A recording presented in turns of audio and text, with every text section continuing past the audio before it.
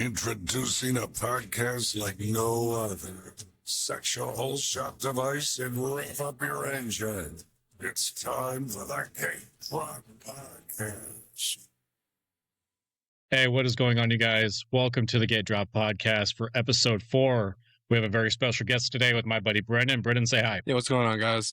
Brendan, I want to get right into it, man. Based off of what we've seen so far in the 2026 Supercross season, how do you see the outdoor season going? Like the entire outdoor season, or just like the beginning, etc. Like 250 class, 450 class, or just everything? Bro, everything. I want to know your take. Well, my take is first for 450, I am a Tomac fan at heart.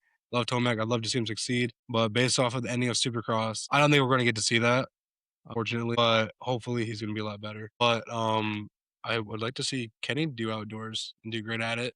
Well, I was going to say 250 because I'm also a Deegan fan, but he's moving up to 450 for outdoors. I don't know how well it's going to go. He's a monster outdoors. He's also a monster indoors. So it's going to be hard. He's put a lot of time on the bike for 450s, but last time he debuted on the 450, it wasn't amazing.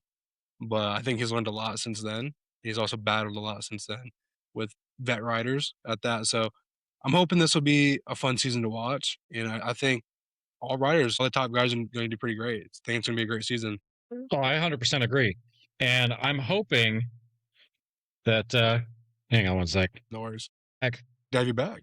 Right. Going off of what you're saying, you have a lot of great points, and I mostly agree with you on how that's how the outdoor season is going to go. I said it in the last episode. I do feel like you should take this year in the 450s as a learning year again and be focused on race wins and overalls and all that stuff.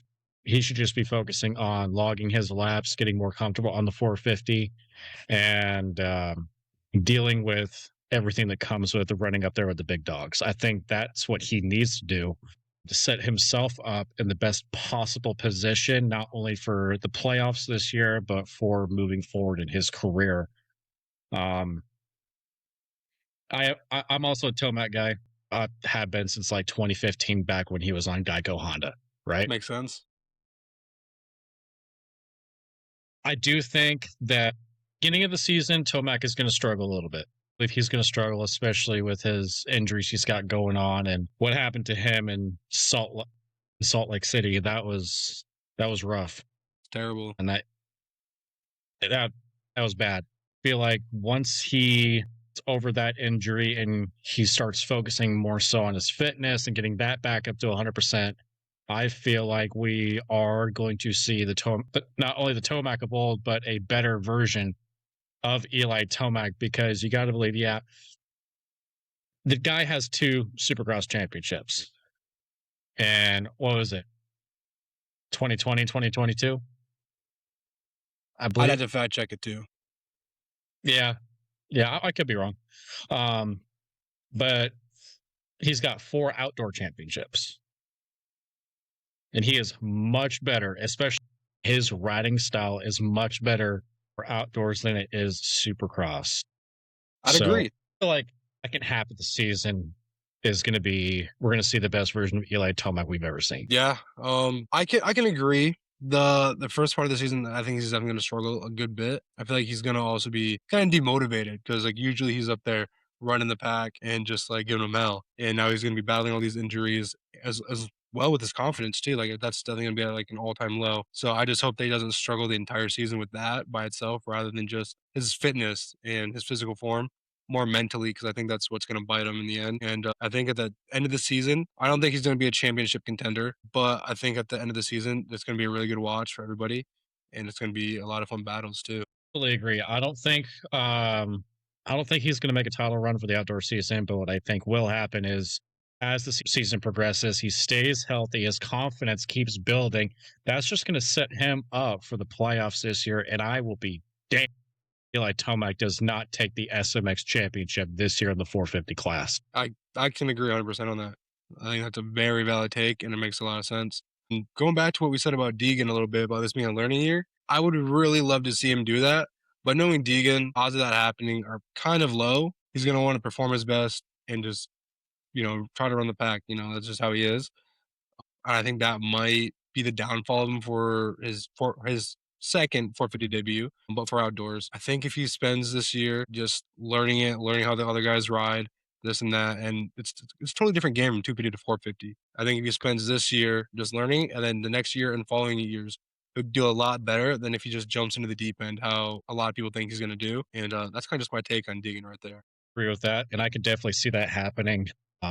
Because he kind of did that in his pro debut when he did, I think it was 2 or 3 rounds in 2023 for outdoor.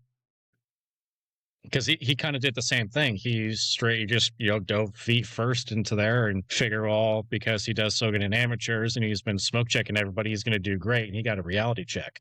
He did. I can definitely see that happening this year with him moving up to the 450 class. Dude's a lot smarter than people give him credit for. He's not, this dumb daddy's money kid. He's not. He's super smart, and you can see it in his antics, the way he plays the mind games, the way he's always trash talking. He's not doing it as he likes doing it. He's doing it as the more he gets in everybody else's head, is at least in the 250 class, or they're going to be thinking about him and trying to beat him, and that's going to cause people to override the bike, and they're going to make mistakes. Now, tries to do that in the 450 class, it's going to have the opposite effect from what I'm seeing. Comes out there and he starts playing mind games with the guys in the big boy class. That's just going to motivate them further because you cannot break those guys. Seen it all. They've done it all years and years and years. Cooper Webb, prime example. Or trash talk Cooper Webb, the more you dog on him, faster the dude goes.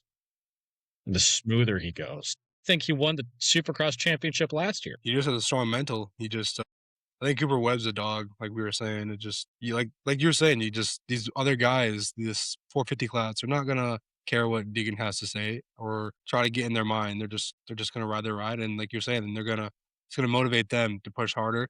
They don't care about what this 20-year-old kid coming in.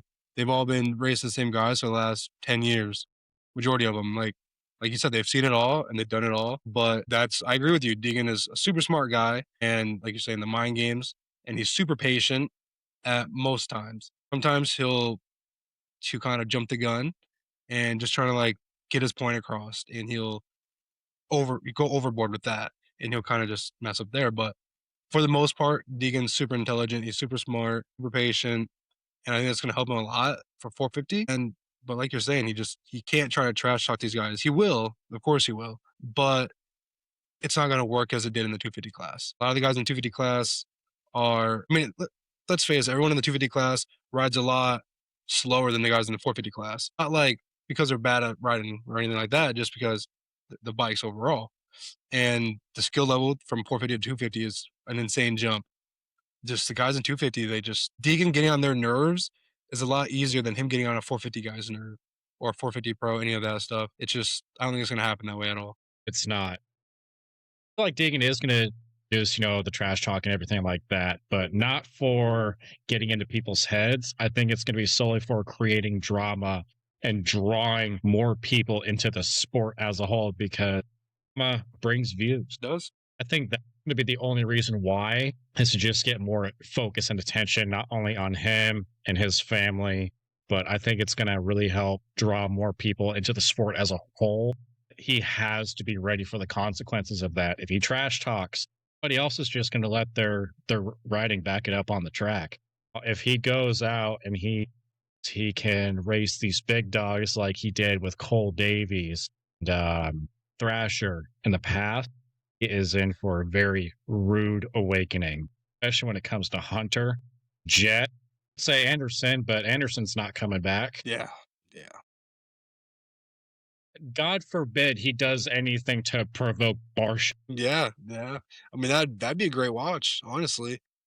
It would. A little beef between, but I agree. Deegan's honestly, I think everybody can agree, he's a marketing genius in the sense of that. All the drama in moto brings more people to be intrigued and to watch the sport overall. And I mean, just think how many people watch a Supercross race this last season, saw something that was insane or some type of drama or a battle that he took somebody out, flipped it, posted online. How many views that's getting? That's over a million plus views just on a single video, stuff like that. And that's all attention towards him. You know, like he's very great at doing that and bringing new people to the sport. Honestly, I mean, like if you watch motocross, even most people that just own a dirt bike, you know who Hayden Deegan is.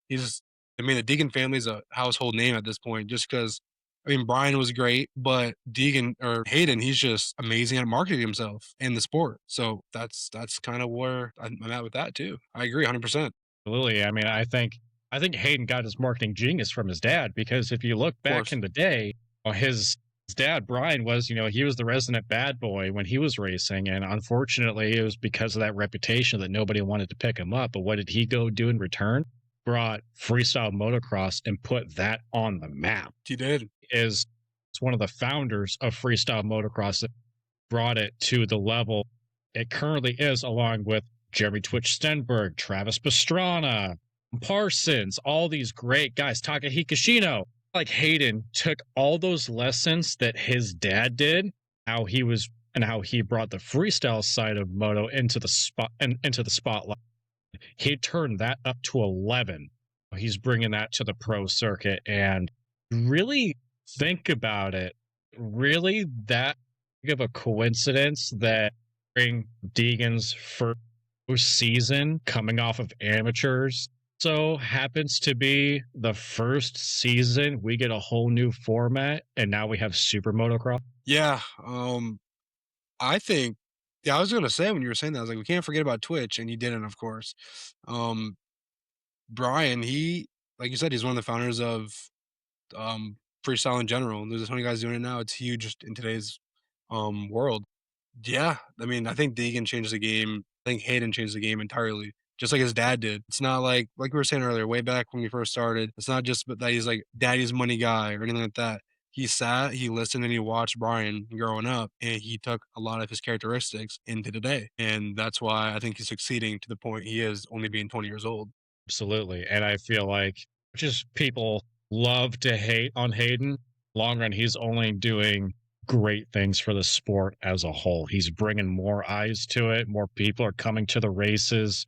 More people are buying merchandise. Every year that Hayden has raced in the pro circuit, we have had record ratings and viewing numbers across peak social media, YouTube, NBC, Pass, all over the world. We have more people getting into the sport, more people buying bikes and trying to race, more people qualifying to get into the night show. And I'm not even going to touch the privateers moment, because I touched on that last episode. Yeah, I saw some clips about the last episode about that. Yeah, so we won't go there because it was covered in the last episode. We already covered it. Everybody knows where I stand. If you think I'm an asshole for my views, it's fine. Say whatever you want. Yeah. You're just going to boost my numbers. That's exactly true.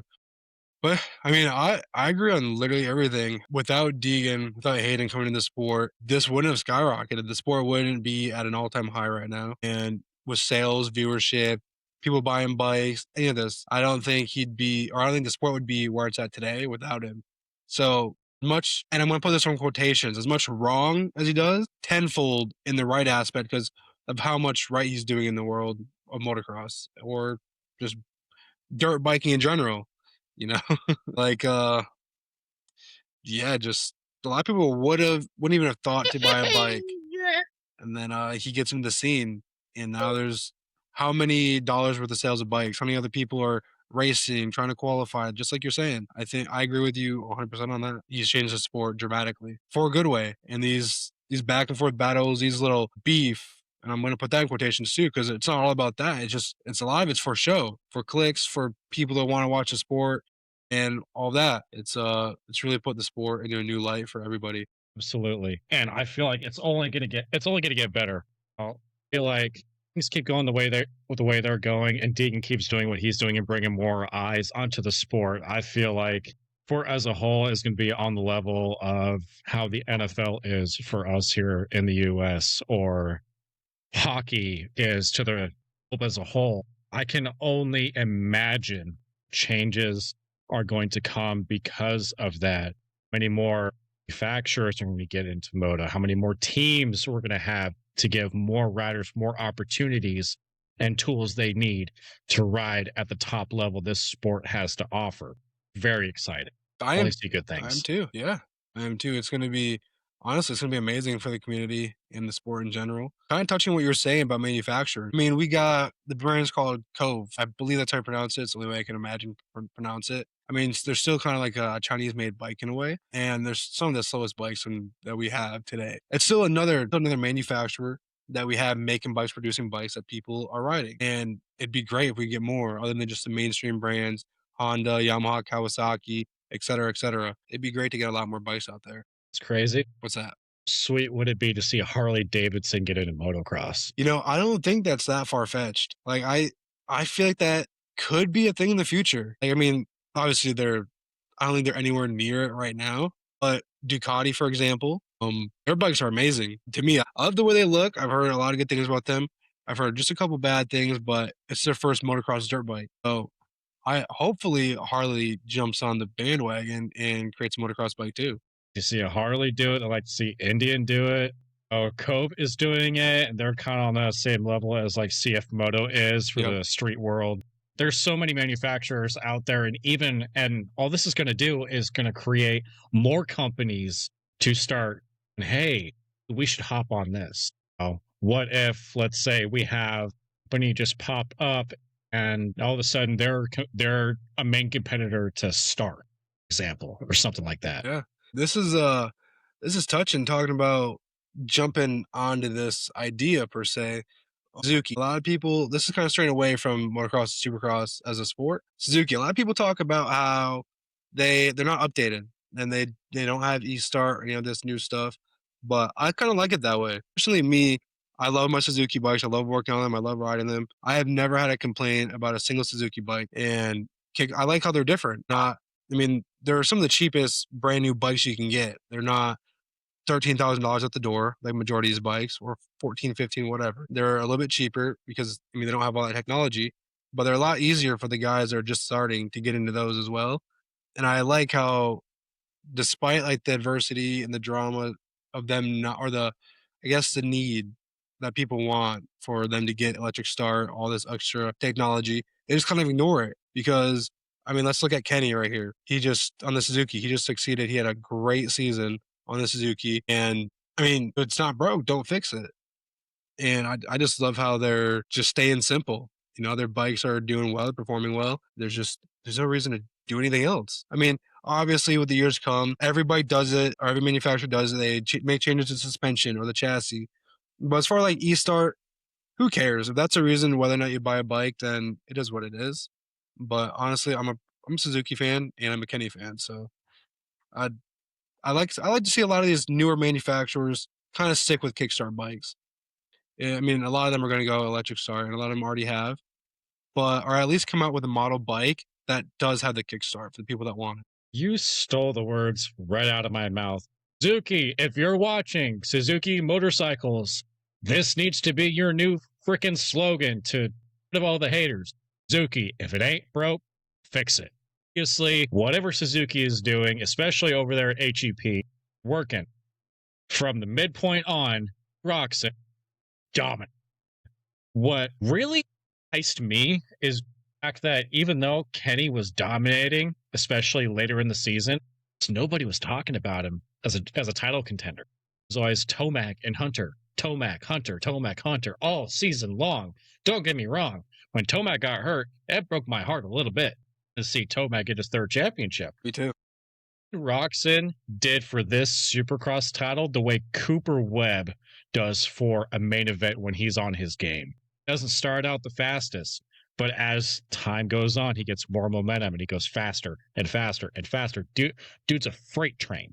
And that is exactly how Ken Roxon played this championship. It's no wonder he won. Yeah, I agree. You said it perfectly as well. I think Cooper Webb, for example, I don't think he performed great this season at all. He definitely could have, and he kind of like the same boat as Kenny, but Cooper didn't kick into that third gear or that fourth gear at the end of the season like Kenny did. Kenny was smooth all season long.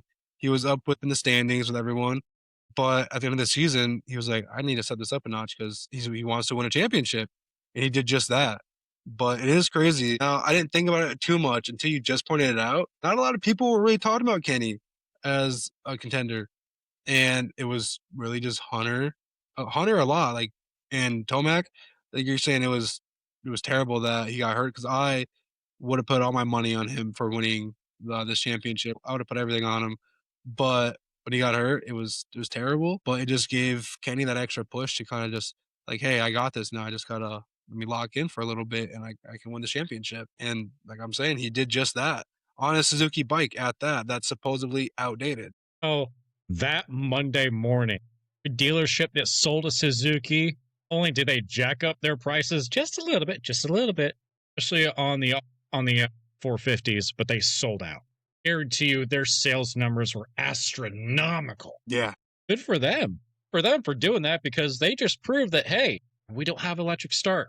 We don't have a new platform out. We were working on the same platform for the last 10 years. But you know what Suzuki's been doing that everybody else hasn't been doing? Taking a platform they know works and they've just been refining it and refining it and refining it and making it better every single year. So yeah, look back, hindsight's 2020. It's no surprise Ken Roczen brought Suzuki a championship. I agree. Like, I'm surprised it hasn't happened.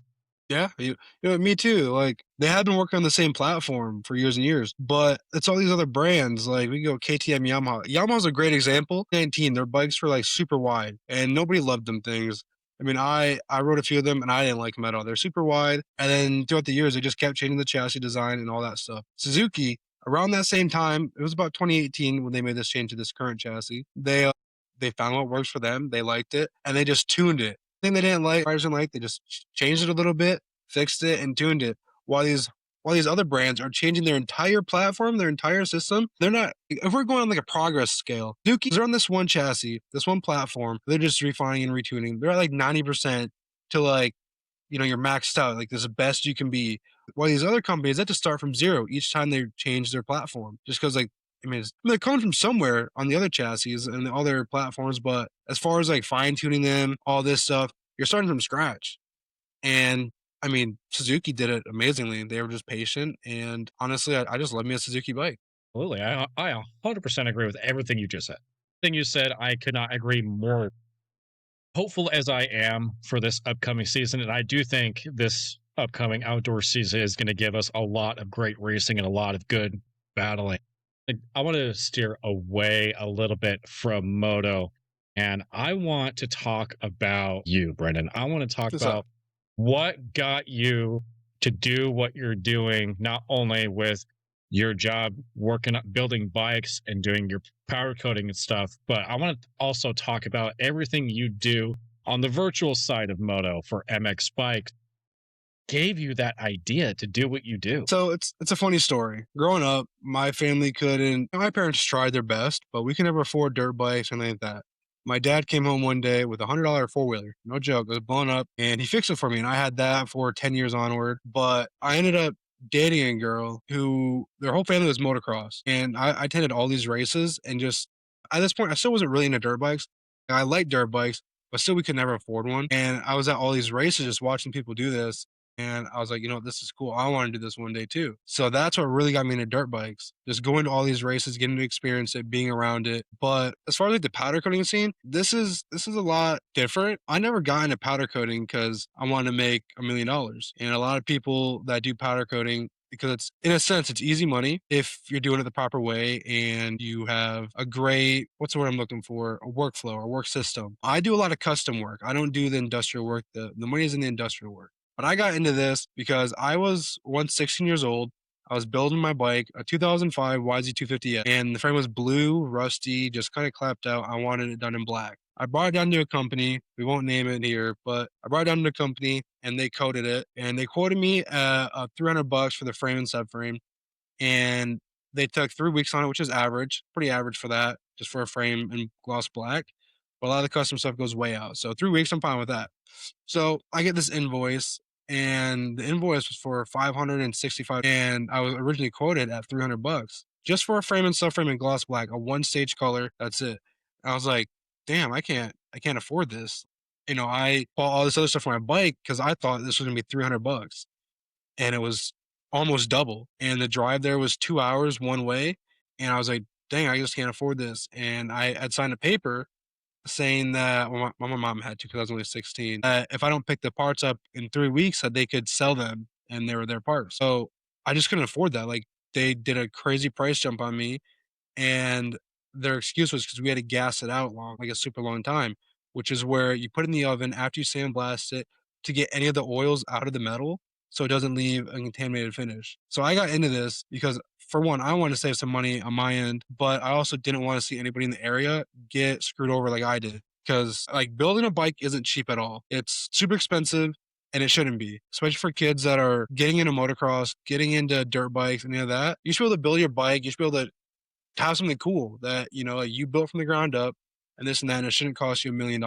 So that's how I got into powder coating. Just it was just terrible. I had a terrible experience with it, and I just didn't want to see that happen to somebody. So that's where I'm at. That's why I'm on social media trying to pump my name out so I can be the guy that does it right for a fraction of this price. That's not going to change the price on you, no matter how hard the job is. If I quoted you at something, that's what the price is staying at. I'm not upping the price, even if I undercut myself and I had to put 20 more hours into this project. I'm not changing the price on you no matter what it is. Just I got screwed over really bad, and that's how I got into it. That's awesome.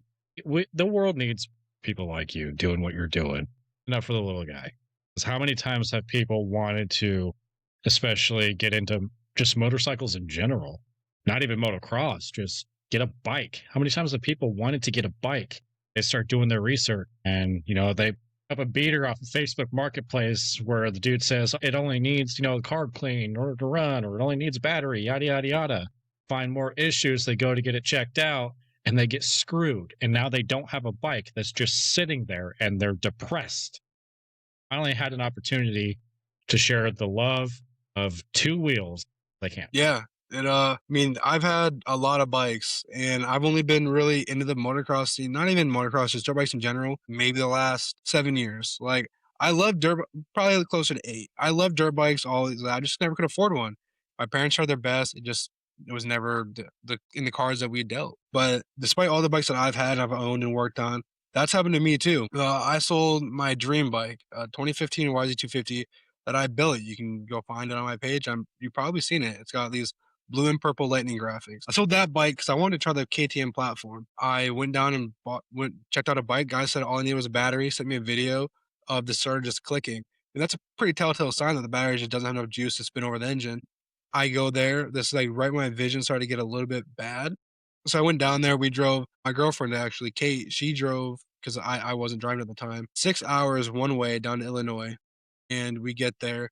I'm checking the bike out. I'm just wanting to get out of there. I don't even check to see if the bike starts because the guy bought a battery and I brought tools. I could have checked it and I could have tried put the battery in it and been that. But I was like, the bike seems good. Let's load up. Let's go home. I get home. I go to start the bike up. It doesn't start. I've got a video of this on my YouTube as well, and of me trying to get this bike to start. I hook up the battery, and it just spins and spins and spins and spins. And a lot of these KTM's, sometimes they won't start if the oil's low. So I was like, okay, let me just do an oil change. I got some oil for it, brand new oil. I get down on the ground, and I look up, and right where the swing arm bolt goes through the engine, big spot of JB Weld. And it was hidden right behind the spring. Like I could have saw that without actually looking for it, which it sucks because I was on the ground. I looked under the engine, all that stuff, didn't see it. I didn't think to look between the shock spring and the engine itself. It was there, and the bike was blown up in a sense. In a bike that I paid $3,500 for, in the end, I ended up paying $7,000 just to get everything said and done to it, and all the work I had done to it. And I only got to sell it for $3,500, what I paid for it, because nobody wanted it. Because I'm not gonna lie, I'm gonna tell everybody what I had to do to it. Truth be told, I had to swap cases on it. Yeah, it just sucked. Like I had this perfectly running bike, this built bike that I put over $10,000 into, sold it to buy this bike, and it's a start of riding season. Like we were in riding season. I bought it to go to the track and ride, and I couldn't. I didn't get to ride it all that year, and it was just terrible. I was just trying to, bust butt to just make as much money as I could to buy another bike, and it just wasn't enough. So I didn't get to ride it all that season. That happened way too often, fortunately, too often. It is that situation is, I'm happy that you were able to direction for yourself. As shitty as it is that you had to go through what you had to go through, I'm glad that you did go through it. It's things like that that gave you motivation to do what you do, to as, hey, there needs to be a change, and if nobody else is going to change, well, fuck, I guess I'm going to do it.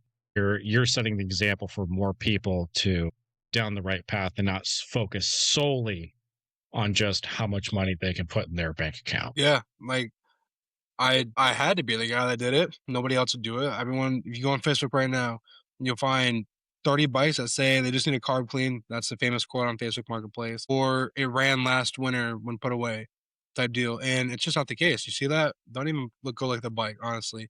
It's like 1 out of 10 bikes where it's actually the case. And I mean, honestly, just everything needs to change. Because people like me, for example, I couldn't afford that bike, but I bought it anyways. I worked a lot to buy the bike and it wasn't great. So, I mean, I learned a lot of valuable lessons. For one, check the bike out. Don't rush it. It doesn't matter how far you drive, no matter how bad you want the bike. If it's not what it's supposed to be, don't buy it. Just be patient. You'll find something better. I just, like you're saying, like it sucks that I had to go through this to realize this is what I want to do, but it shaped me to want to do this.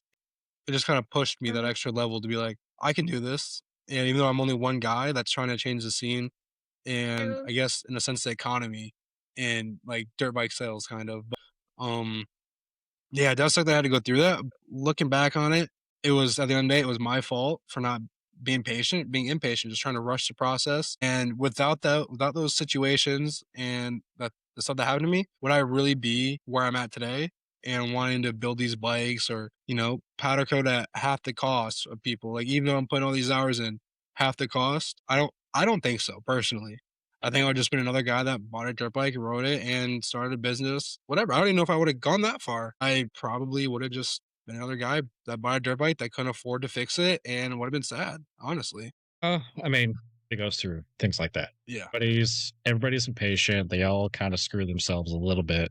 Oh, I want to ask what got you into the MX bikes community and led to you start models and graphics and all that stuff. Yeah. So MX bikes, as most of us do, we all go through the cycle of playing on console and just trying to find a good motocross game. And I went through like all the MXGP games, all the old games, Reflex, all that stuff. And I didn't get to play a lot of those, but I played a lot of MXGP and I played a lot of Legends and realized like this is not anything what it feels like to ride a dirt bike at all. And it's not even fun. There's crazy microtransactions and all this stuff. And I heard about MX Simulator first. And my buddy actually bought me that game to try with him. Well, I was terrible at that game, honestly. Like, I put 3, 4 hours on the game. I still couldn't do a lap on it to this day, I bet. So the next thing I heard about was MX Bikes. I bought that game and I just kind of started playing it. And as far as like models and graphics because I wanted a specific kit in real life and I'd send it to a company. I'm not gonna point any fingers because all companies do this because they can't read your mind. I'd give them a whole list of stuff that I wanted, exactly, examples, all that stuff. And it would take 5 to 10 tries to get it right or even close to what I wanted or pictured. So I started making graphics because I just wanted it done right the first time and what I had pictured in my mind. So I was like, hey, well, I could probably make a little bit of extra cash to put back into my streams or anything like that, just if I sold custom graphics or models. I mean, there's some companies that are out there making models for people for the game for MX bikes that are $10, $15 for a pre-made model, and some of them you can get as high as $40 for just it's basically just a cosmetic, honestly, and that's just to me that's insane. So $3 for a model is more than enough. I mean, they take a while, but they're getting multiple sales on this rather than just one. I'd rather have more customers than one customer. So I really got into models because I bought a bunch of models from people and nobody was doing it like up to my standard. Like I sat in a call with Max, Tredden, Duke, all these guys, and we were looking at models and I was just like nitpicking them because coming from powder coating, I'm kind of like a perfectionist in a way. I was just nitpicking them. And so I tried my hand at it and I don't do too bad. Obviously I'm still new, so I'm not perfect at it. Um, which I think every buyer that buys my models know that. But I fit all these things that people do wrong on theirs. At least fix those on mine. So that's really how I got into models because I don't. In the end, I don't think a model should cost $40. I think $3 is more than enough and it's fair. It just MX bikes, honestly, the whole community is a money grab. It's tracks, models, graphics, bikes, all that stuff. People just want to make as much money as they can rather than actually do a little bit of good. I mean, at the end of the day, you're still putting all this time, all this effort, and even all this money into buying the models. and even the templates for the graphics, this and that. So it's nice to make at least some of your money back, but you don't need to do that all at one time.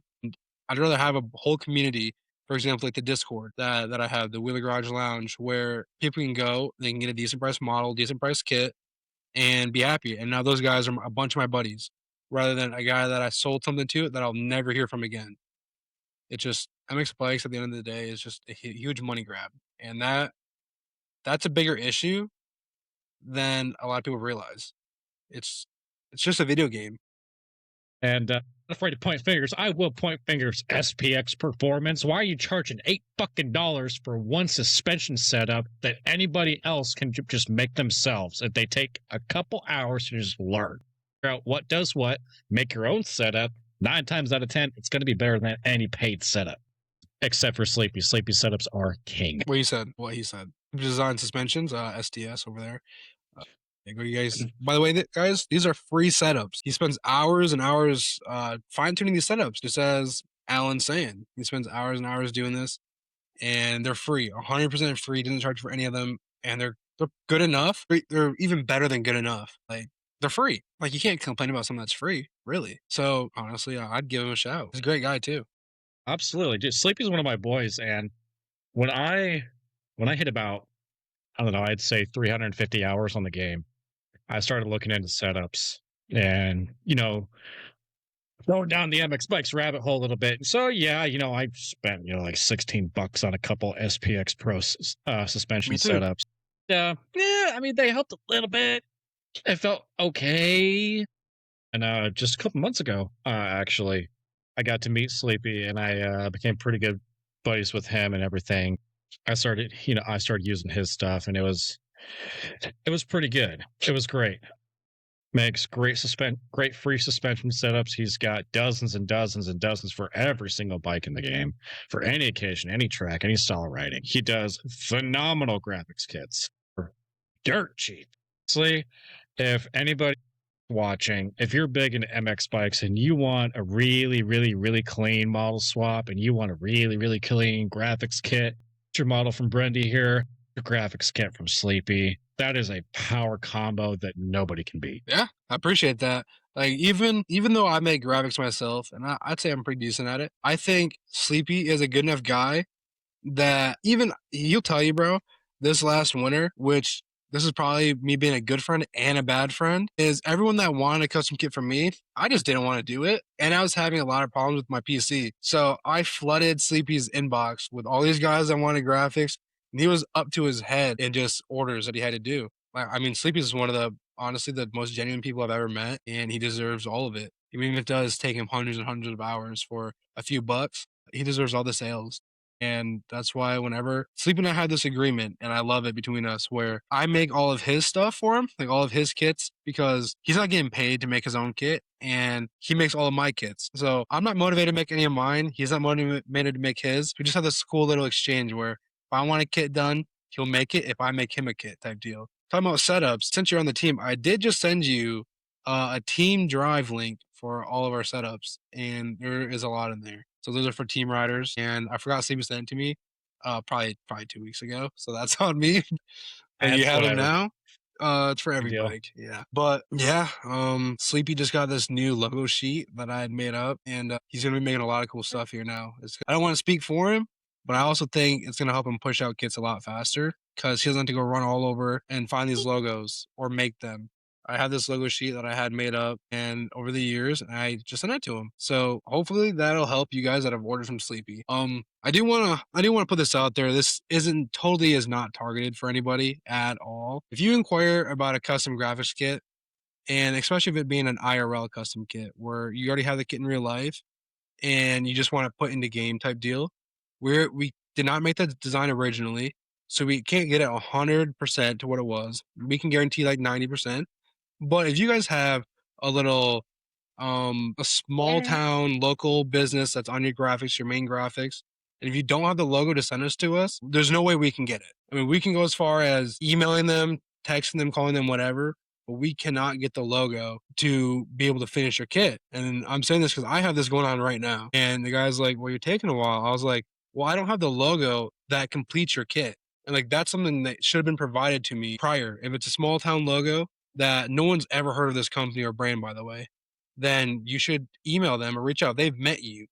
Like you've obviously went there and asked for a sponsorship for racing. They've met you, ask them to email you a logo, forward it to your graphic designer so they can put it in game. We can't just make something out of nothing. If you want your stuff in a timely manner, make it easy for us. That's that. Just make it easy for us. A lot of us, Sleepy, he works a full-time job on a full-time business, and MX bikes, graphics, all that stuff. That's second to us. Sometimes even third. Like it's really not on our priority if these people are giving us money. Like, and a lot of people have to understand that we're both pretty busy guys at the end of the day. And we do have a lot of orders in real life and on the game and on the computer. And obviously, it shouldn't have had to be said, but it will. Real life comes first before any video game, any of that. So, I mean, you just gotta have some patience with this stuff. We're just two guys that are doing it single handedly, and we both are pretty busy guys in our real life. So I just want to say that. So thank you for letting me say that. Of course, man. Now, there is one more thing that I want to cover before we wrap this up. It's coming. Everybody's talking about it. I'm still talking about it because I can't wait to see it happen. Jett to head. We still don't know if Jett's coming back for round 1 or even round 2. It's gonna happen when it finally does this year. Okay. I'm a Hayden Deegan fan just because I gotta say it. He's 20 years old and he's doing something only, for example, I mean, I'm 21 that I can only dream of. Like, I mean, I wish I was out there. What? Yeah, I'm only 21. I turned 22 on Christmas. God, Jesus. But he's doing a lot of stuff that we wish we could do. And so I'm just a fan of him and his work ethic and drive. But Jett, honestly, I don't really have a reason for not being a Jett fan. It's just more like Deegan's better to me. Going to Jett, I don't think he's gonna make it for round 1. I think he's gonna miss it, absolutely. I don't think there's a question about it. Round 2, I think there's about 70% chance that he will be there.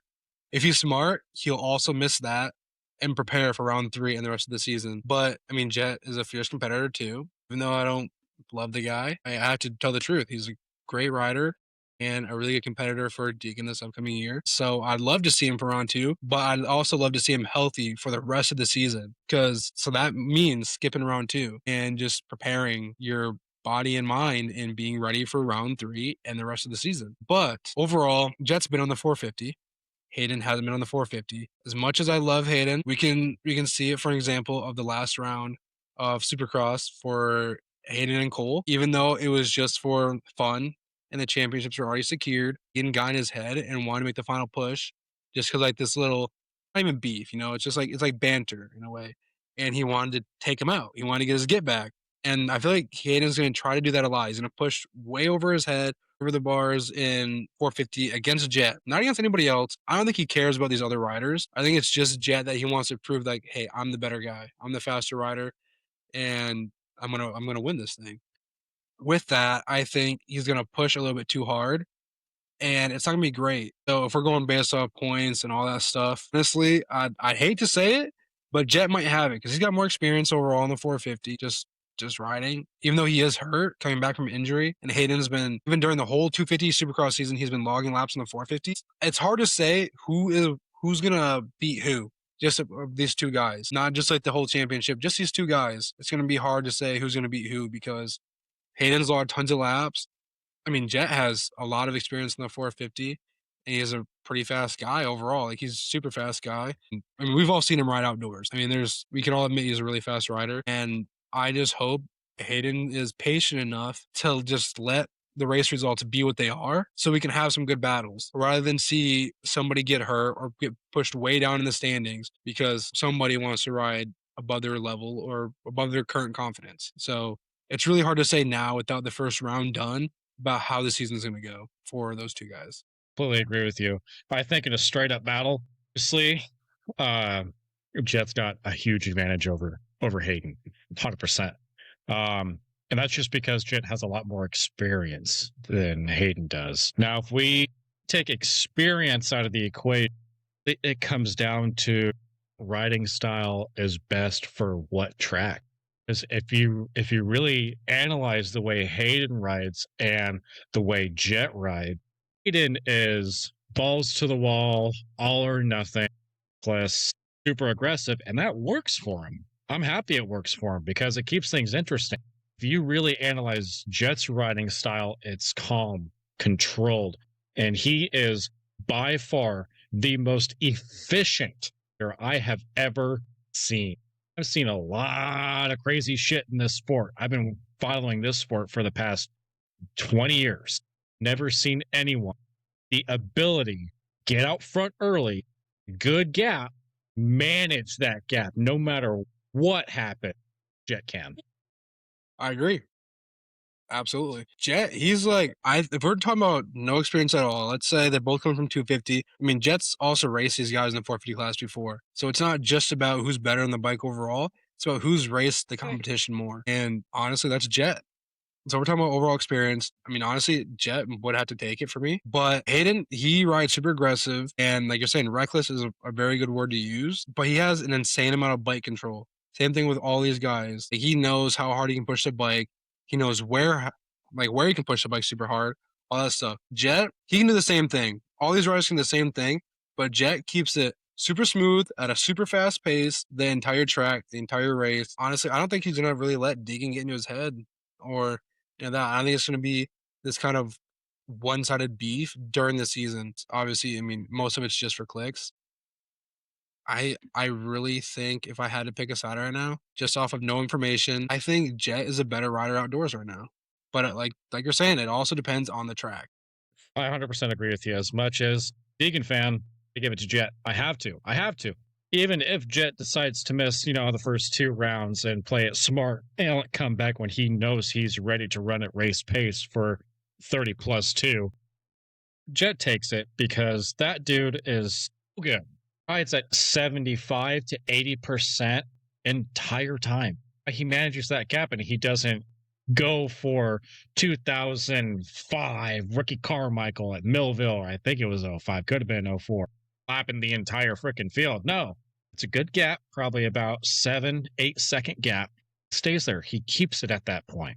Guy in second picks it up a little bit. He picks it up just enough to get that 7 to 8 second gap back, and he keeps it there. Right? If something happens, and we saw it last year. Something happened down, whether he made a mistake or he got a weird cross rut and he ended up going down. He got back up. It was crunch time. He knew he had plenty of fuel still left in the tank, both figuratively and literally. He was able to make a charge and come out with moto wins and overall podium. Yeah, yep. Like, that's just going off. Like, I don't know if there really is a better rider in the sense of this. But as far as outdoors right now, and I'm a Deegan fan too. I gotta say, like, I just love the way the guy rides. But as of right now, I mean, before Jett's injury, we don't know how he's gonna be now, but as of right now, I still think Jett is gonna be the better contender for outdoors. It's hard to say, but it's overall just the truth. He's super consistent and he goes out. It's a lot easier to go out, get a good start, practice your starts as much as you can, go out, get a good start on all these fast guys. And like you're saying, hold the 7+ second lead. And if you go down, he's getting himself every time in enough amount of time, a big enough gap to be able to go down, make a mistake, get up, realize it's crunch time, and then make the final push. But with that being said, Hayden is also really good at the same thing 70% of the time. Say 70 because we can talk about the battle from him and Cole. Again, he got knocked by Cole. He tried to get him back. He didn't go down, or he went down. And then he got up and literally didn't make it out of the corner. It went down again. He was trying to push too hard, too fast right there. But let's talk about how earlier in the season, he went down and came back from 10th place to first and then got a penalty. He made that push the entire race, rode at 120% the entire race because of his physical shape and, just his riding style. He's super aggressive and he knows he's faster than all these guys. So it's really, really, really hard to say who is going to be better in the long run.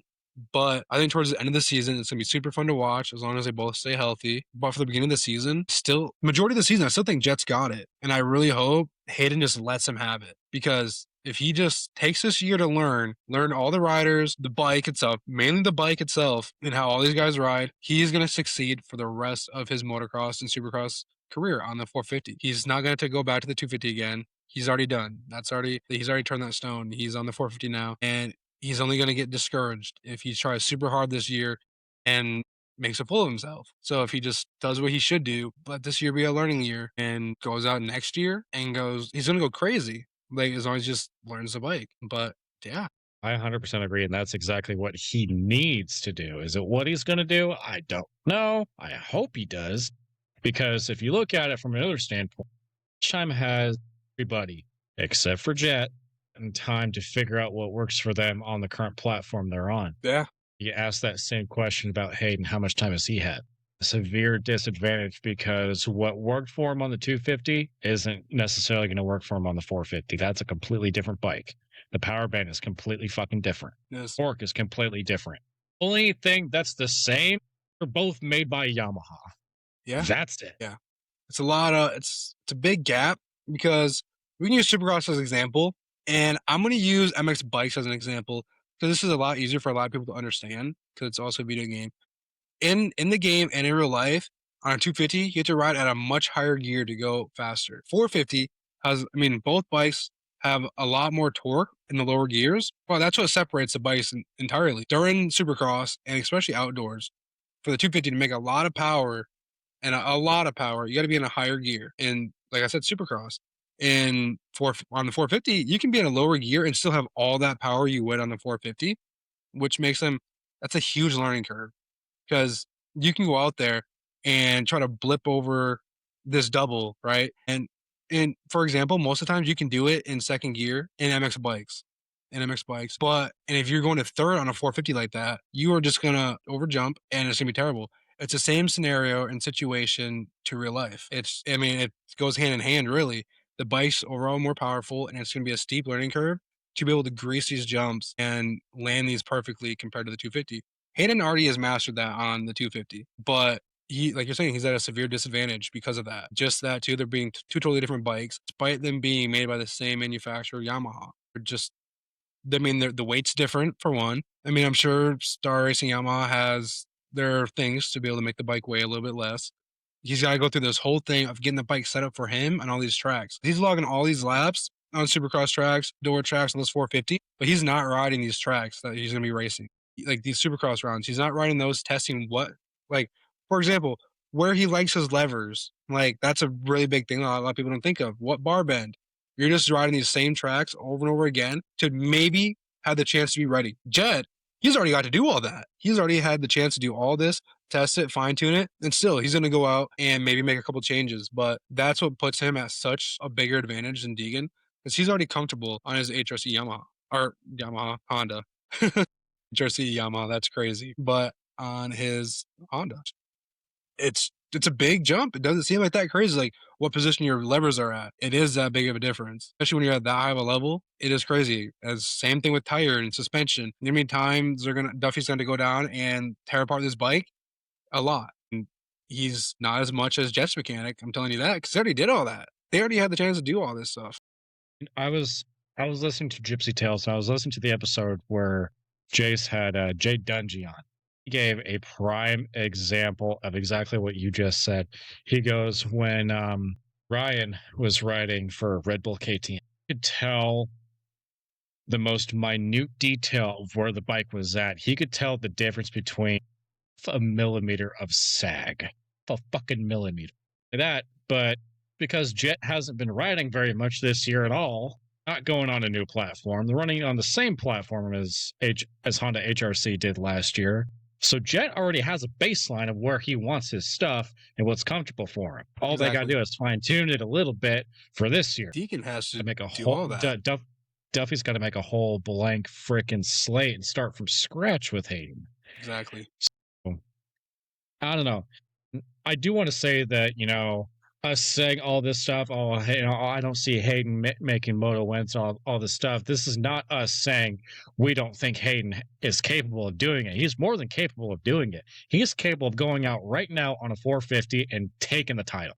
Has all the tools in his wheelhouse that he needs to have in order to do so. I'm not saying he's going to do bad. Foresee him doing bad. I foresee him getting up there, learning, logging his lap, maybe leading some laps, maybe getting some moto wins. Hell, he could even get a couple overall wins, for all I know. He is very capable of doing so. Just saying, I don't foresee that happening on a consistent basis yet. Yeah. That's the key word there. Yet. Yeah. A lot of people are gonna misinterpret that to us saying that we think he's gonna perform super bad this year. That's not the case. We're getting down to the nitty gritty where it's like this is what has to be said that not a lot of people talk about, and because not a lot of people are at that level or think of it like that. Like we're talking about these levers and all this fine tuning, it matters a lot. And Jett's experience overall in the 450 is far greater than Deegan's. I'm sure he's rode 450s a lot throughout his life. We've all seen the video where Brian was like, if you can start, you can ride it. And he gets on the 450 and rides it. Like, he's rode these 450s, but not at the level that Jett has for this long. He's going to make his second debut, I'm going to say, and he's going to stay there. But he's at a crazy disadvantage compared to Jett because of these small things, which should be talked about. But I still think he's going to do amazing throughout the season, despite whether or not he uses it as a learning year or he pushes 100%. I'd like to see him do both because I want to have a fun series to watch. And that's where he pushes 100% and he's just ready to ride. But it's still going to be fun watching him compete with all the other guys while just trying to learn everything.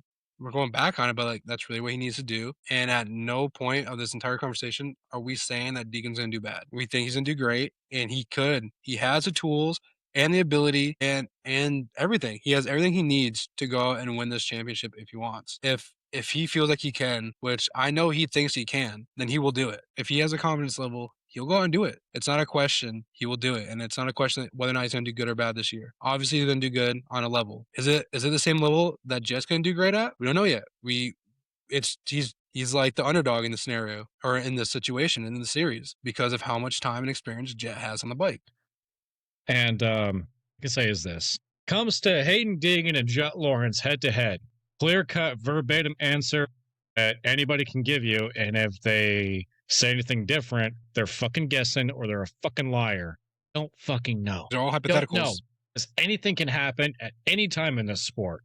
All I know is I'm super fucking excited because I'm going to Washougal, and I cannot wait to see Hayden Deegan and Jett Lawrence battle it out as I'm sitting on the fence on horsepower. Well, I'm to go with that. I'm not going to no Washougal, but we're going to Redbud. And you fuck! I'm so jealous. God. Oh man, I've been trying to go for quite a few years, and we just never got to. So now that we're streaming all this stuff, making content almost full time, we're like Redbud is the perfect opportunity to first off watch these guys firsthand in person. I even know a few Supercross riders and factory riders that we get to meet there, and we get to go meet those guys, as well as a bunch of my IRL brand company sponsors that help me build my bikes. I get to meet a lot of those guys and see a lot of people, meet a lot of people that I've met on the internet. So it's just, honestly, it just made sense. One thing is we're taking two of my buddies that they're not in the motocross scene, not into dirt bikes. They've never watched a single dirt bike race in their life, not even online, nothing at all, not even videos. And their first race is going to be a national at Redbud. So that's pretty cool for them. But we will be live streaming. I'm just walking around our day at Redbud for a while, and then we'll put the camera down from the race starts because obviously you want to watch them be locked in. But yeah, we will be at Redbud. So if anyone wants to come say hi, feel free.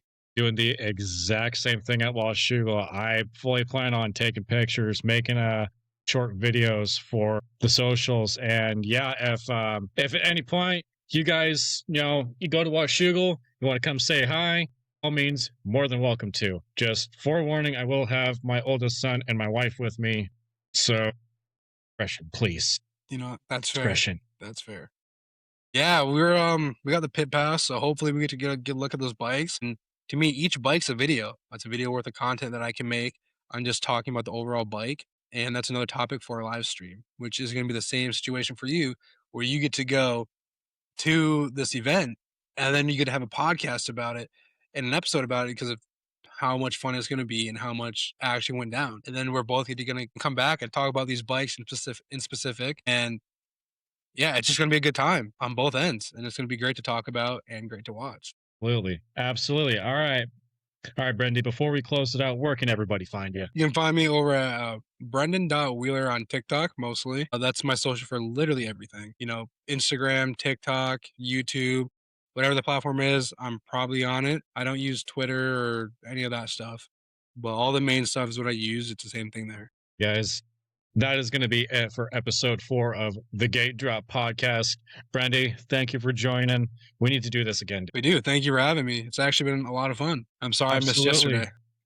Hey, things happen, man. Dude. Get it. I work full time. I'm a dad. I know how things go. I'm flexible. Yeah, I love that. That's why we should definitely do this again. Maybe before we both go Red Bud and Washougal, maybe around that time before and maybe after, just talk about our experiences. Absolutely. Just shoot me a DM whenever you want to hop on, and I'll make it happen. I'm done whenever. Weekends were great. I was shoot for recording on Sundays, so time this comes out, I should be looking to record episode 5 because I'm hoping this comes out Thursday night is what I'm aiming for. Yeah, all right, sweet. Can't wait to watch it. I mean, hell, if you want to be on episode 5, you're more than welcome to. I don't care. Wherever you want me, I'll be here. Doesn't matter. Hopefully our schedules will align a little bit better. Hopefully. I'm not on call more, so thank God. Sweet. All right, guys. Thank you for watching. Go check out Brennan and everything he does, from his powder coating to his MX bike stuff. He does on his socials. He also does post videos on him actually building bikes, not only for himself but for other people, and the ins and outs and the nitty gritty of everything. So go check him out. Go give him a follow. Go share his stuff. It's like, comment, subscribe, follow, whatever you want to do. YouTube, Spotify, TikTok, Facebook, and Instagram. I love you all, and we will see you in the next episode.